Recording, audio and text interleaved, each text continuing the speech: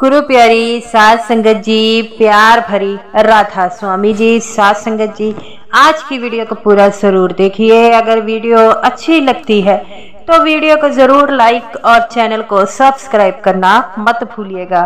साध संगत जी, ये जो आज मैं साखी सुनाने जा रही हूँ वो साखी उस सत्संगी के लिए बारे में है जिसने अभी नामदान लिए हुए 3 ही महीने हुए थे।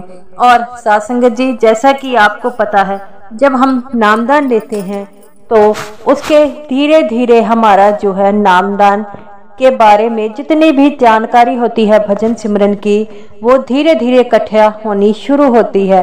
पहले पहले हमें सिमरन कैसे करना है, जब नामदान दिया जाता है तो हमें सब बताया जाता है कि कैसे हमने नामदान करना है।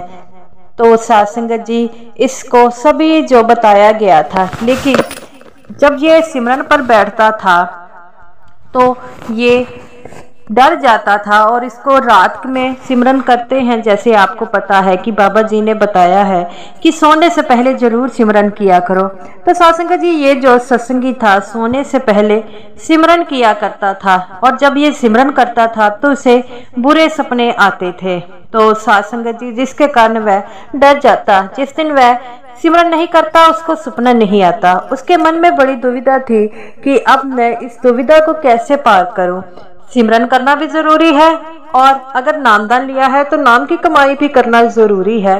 और वह सबसे इसके बारे में पूछता, लेकिन किसी से भी इसको सही तरह का जवाब नहीं मिलता, जिस कारण वह बहुत ही चिंता में पड़ गया।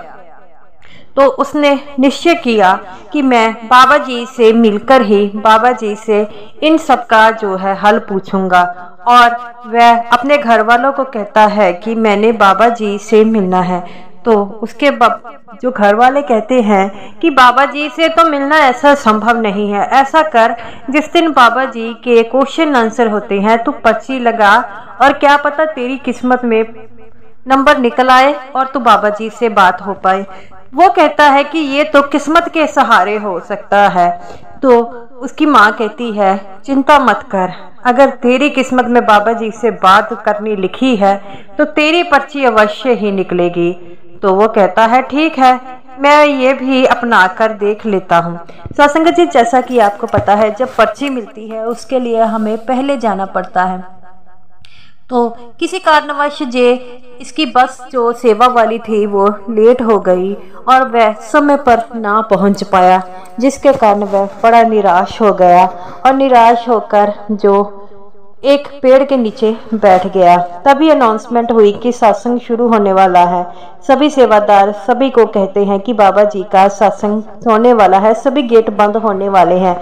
जिन्होंने सत्संग सुनना है वो चले जाए। सत्संग जी, आपको तो पता है, सत्संग शुरू होने से आधा घंटा पहला सभी जो है गेट बंद कर दिए जाते हैं, सारी कंटीनें बंद की जाती है।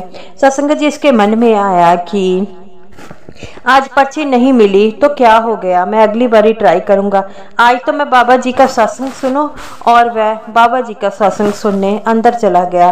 और जब सत्संग सुनकर बाहर आता है तब वह एक सेवादार को देखता है। तो सेवादार से कहता है कि मैंने बाबा जी से मिलना है। सेवादार कहते हैं कि बेटा, ऐसे तो बाबा जी से मिला नहीं जा सकता।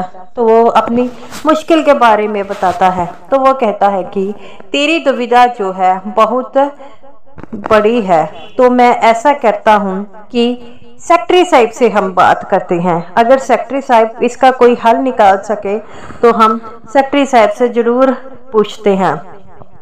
सत्संग जी, जैसा कि आपको पता है कि भंडारे के दिनों में ब्यास में बड़ा रश होता है। तो सत्संग जी, इसी कारण जो है सेक्रेटरी साहिब से मिलना जो था वो थोड़ा ना हो सका।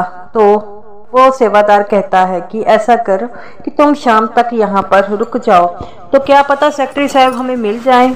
तो वो कहता है, ठीक है, ये मैं ये भी कर देख लेता हूँ। जब शाम हुई तो आधी जो संगत थी डेरे से जा चुकी थी। तो साध संगत जी, वो अब सेवादार कहता है चलो आओ हम सेक्रेटरी साहब से मिलते हैं।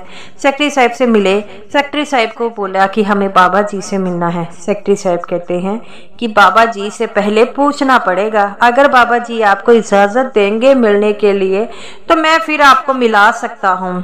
तो वो जो आदमी था, जो लड़का था सत्संगी, वो हाथ जोड़कर सेक्रेटरी साहब से निवेदन करता है कि मेरा बाबा जी से मिलना बहुत ज़रूरी है, मेरे मन में जो दुविधा है वो बाबा जी ही पूरी कर सकते हैं।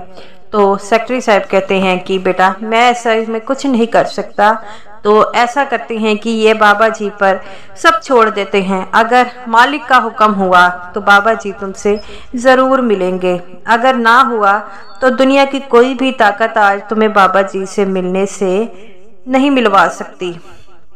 तो वो लड़का वहाँ पर बैठ गया और सेक्रेटरी साहब बाबा जी से पूछने गए। जब बाबा जी से पूछ कर आए तो पहले तो वह लड़का जो था मुंह लटका कर बैठा था कि बाबा जी ने मना कर दिया।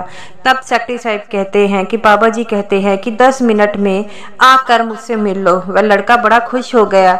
वो कहने लगा कि आज तो बाबा जी से मेरी मुलाकात पक्की है, और वह बड़ा खुश हो गया और बाबा जी से मिलने चला गया। जब बाबा जी को अपने सामने देखा तो उसके मुंह से कोई शब्द ना निकले। तो बाबा जी कहते कि हाँ जी बेटा, आपने मुझसे कुछ पूछना है। वह बाबा जी को देखता ही रहता है। तो बाबा जी कहते हैं बेटा क्या कोई बात करनी है?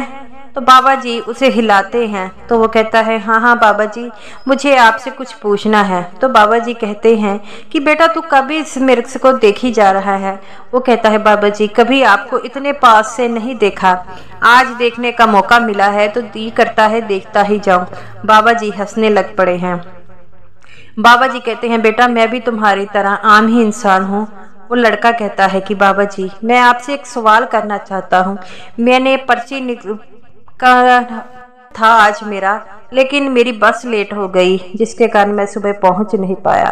तो बाबा जी कहते हैं बेटा अब तो पर्ची की जरूरत नहीं है, आज तेरे नसीब में मुझसे मिलना था इसीलिए तू यहाँ पर आ गया है। तो वो लड़का कहता है कि हाँ जी बाबा जी। लड़का कहता है बाबा जी जब मैं भजन कर कर सोता हूँ तो मुझे रात को सपने आते हैं, बुरे ख्याल आते हैं।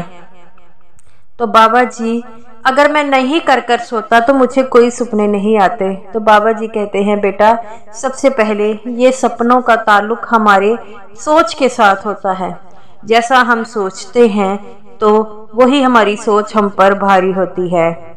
तो वो लड़का कहता है कि बाबा जी अब सच कह रहे हैं। बाबा जी कहते हैं अगर वो मालिक तुझे सपने दिखा रहा है तो इसका मतलब है कि वह तेरे दिमाग से बुरी जेड़ी तुम्हारी जो यादें हैं या बुरे ख्यालात हैं वो बाहर निकाल रहा है और उसका कोई मकसद नहीं है। तो डरना नहीं है, ऐसे ही सिमरन करते रहना है। धीरे धीरे ये जो तुम्हारे सपने आ रहे हैं वो धीरे धीरे कम होने शुरू हो जाएंगे। वो लड़का कहता है बाबा जी आप सच कह रहे हैं। बाबा जी कहते हैं बेटा हिम्मत नहीं हारनी, सिमरन करते रहना है। तुम्हें नामदान लिए कितना समय हो गया? वो कहता है बाबा जी अभी तो मुझे 3 महीने हो गए हैं। तो बाबा जी कहते हैं बेटा ये तो अभी थोड़ा ही टाइम है, यहाँ पर कई सत्संगी ऐसे आते हैं जिन्हों को नाम लिए 10-10 साल हो गए हैं, लेकिन सिमरन करने के लिए उनके पास टाइम नहीं होता। तुम करते हो, यही तुम्हारे लिए काफ़ी है। अभी कोशिश करो, धीरे धीरे ये सब कुछ बंद हो जाएगा। और जब भी सिमरन पर बैठो अपने मन में कोई ख्याल लेकर नहीं बैठना, उस सतगुरु का नाम लेकर बैठना है। उस परमात्मा का हाथ जोड़कर पहले विनती करनी है कि मालिक जो मैं आज आपका सिमरन करने लगा हूँ वो कोई दुविधा ना आए, वह मेरा पूरा हो जाए, यही मेरे लिए काफ़ी है। बाबा जी मुझे आपसे मिलकर बड़ी खुशी हुई, वह सत्संगी कहता है। बाबा जी कहते हैं बेटा तेरी किस्मत में मेरा मिलना ज़रूरी था। अभी मैं आधे घंटे में कहीं जाने वाला हूँ। पहले मेरा मन नहीं कर रहा था, लेकिन मेरा मन किया कि जब सेक्रेटरी साहब ने बताया कि एक लड़का आपसे मिलना चाहता है तो मैंने कहा कि कौन सा लड़का है? तो तो मेरे मन में किया कि चलो अभी तो जाने में आधा घंटा है, चलो उससे मिल लेता हूँ। अगर तू लेट हो जाता तो आज तुझसे मेरे से मिला नहीं जाता। तो वो कहता है बाबा जी आपकी मौज है। बाबा जी हंसने लग पड़े। बाबा जी कहते हैं मेरी कौन सी मौज है, उस परमात्मा की मौज है, उन्होंने आज तुम्हें मुझसे मिलाना था। तो वो लड़का कहता है कि बाबा जी आप सब कुछ जानी जान हो, आपको पता है कि मेरे मन में जिज्ञासा थी इस क्वेश्चन के बारे में, इसीलिए आपने मुझे यहाँ पर अपने से मिलने दिया। बाबा जी कहते हैं बेटा मैं कोई जानी जान नहीं हूँ, मैं भी तो आम इंसान हूँ और मुझसे मिलने तो रोज पता नहीं कितने जाने आते हैं, कईयों को मौका मिलता है कईयों को नहीं मिलता है। तो वो लड़का कहता है बाबा जी आज आपने मुझे मौका देकर बहुत एहसान किया है मुझ पर। बाबा जी कहते हैं बेटा कैसा एहसान, मेरी संगत मुझसे अगर कुछ पूछना चाहे तो क्या मैं अपनी संगत को ना बता सकता हूँ। वो कहता है बाबा जी हम जैसे तो कई हैं आपको, लेकिन आप जैसा तो हमको एक है। बाबा जी कहते हैं बेटा तुम लोग हो तो मेरा वजूद है, अगर तुम लोग ना होते तो मेरा कोई वजूद ना होता। तो वो लड़का कहता है बाबा जी आप हमेशा जो है सही सलामत रहे, यही हमारी अरदास है। बाबा जी कहते हैं बेटा तुम लोग भी सही सलामत लो, यही मेरे लिए काफ़ी है। तो गुरु प्यारी साध संगत जी ये रही मेरी आज की वीडियो। अगर वीडियो अच्छी लगी हो तो लाइक कीजिएगा और सभी साध संगत जी को मेरी तरफ से प्यार भरी राधा स्वामी जी।